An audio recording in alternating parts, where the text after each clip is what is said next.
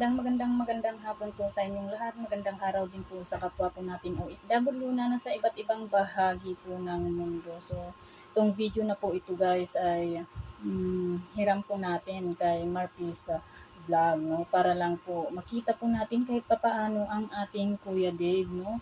So, ayan, i-share ko na lang po sa atin. Kinuha ko po ang video clips ni Marpis Vlog, no?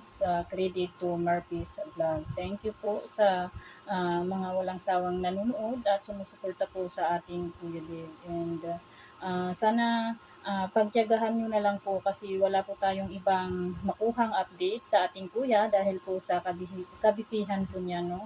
So, thank you for watching. So kami po ay naghanda ng maikling spoken word poetry po na patungkol sa ating mga pastor. Ito po ay may pamagat na pastors. Sa mundong malapit, puno ng problema at sakit, kasalanan sa tao ay nakakabit. Ang Diyos ay hindi nagatubiling magmalasakit. Kabutihan ang siyang nangibabaw.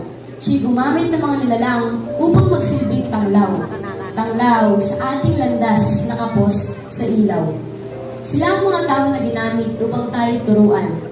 Turuang sumunod, magtiwala at manalangin. Oo, sila ang mga pastor.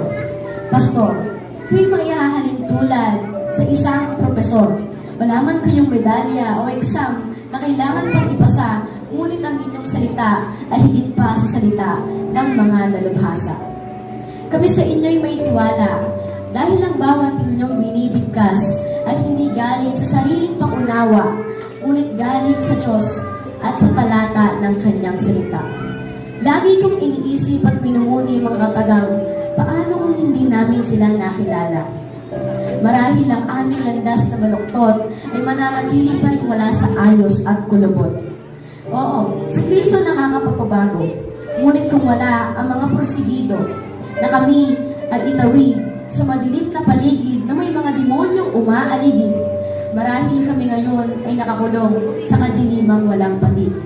Para sa aming dalawang pangunahing pastor, salamat po. Dahil ang hirap at pagod na hindi nyo alintana, maipahayag lang ang mabuting balita. Salamat po. Salamat sa inyong mga dasal na may kalakip na pagpupuna at aral. Salamat po. Dahil kayo ay isa sa naging dahilan kung bakit kami ay nailigtas sa kasalanan.